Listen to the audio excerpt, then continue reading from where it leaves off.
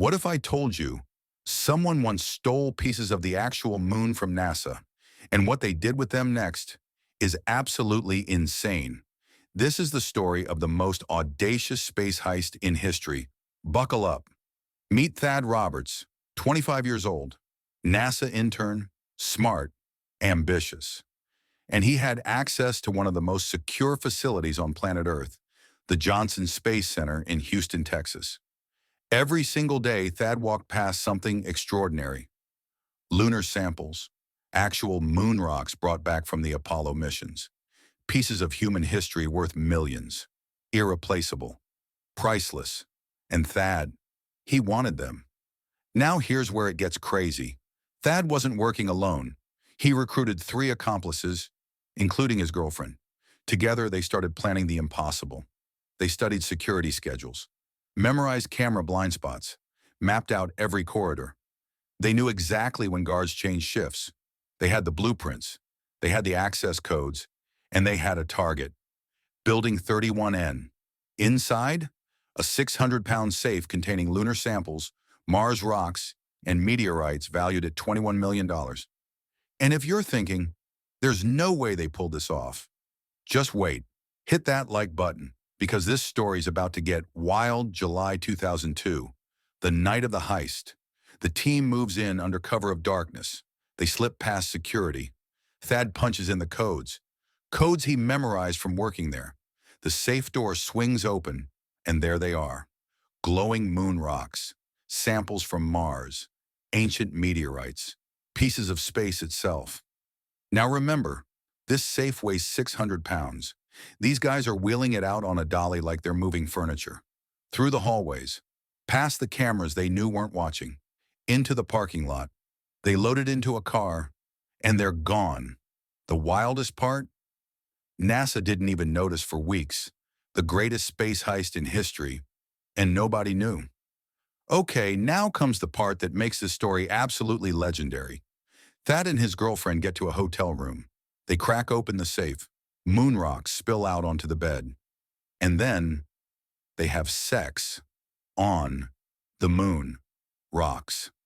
I'm not making this up.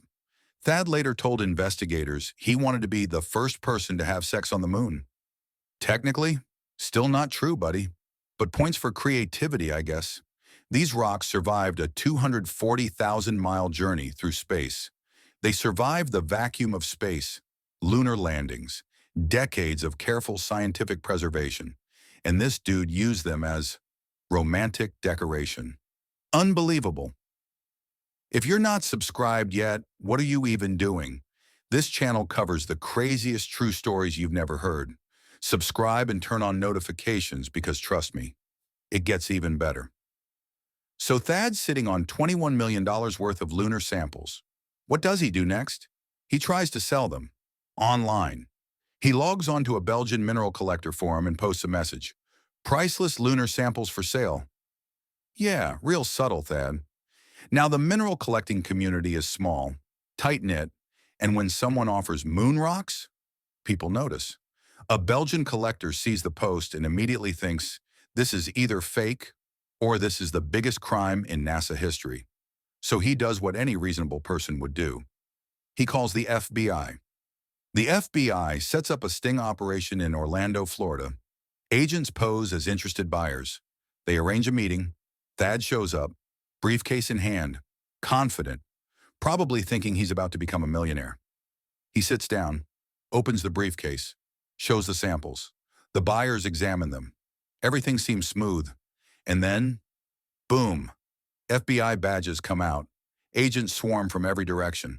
Thad's face goes from confident to shocked in half a second. Game over. The moon rock thief caught in the act. Thad Roberts was sentenced to over 7 years in federal prison. His accomplices got lesser sentences, but still faced serious time. NASA? They completely overhauled their security. New cameras, new protocols, new everything. Because one intern with access codes had exposed a massive vulnerability. Some of the moon rocks were damaged, contaminated, scientific samples that could never be studied the same way again. The rocks that survived a 250,000-mile journey through space that witnessed humanity's greatest achievement were almost lost because someone wanted to get freaky on them. Sometimes truth really is stranger than fiction. If this story blew your mind, smash that like button and drop a comment telling me what heist I should cover next. Subscribe for more insane true crime stories that sound too wild to be real, but absolutely are. And remember, if you're ever thinking about stealing from NASA, don't. They will catch you, especially if you try to sell moon rocks on the internet. I'll catch you in the next one. Peace.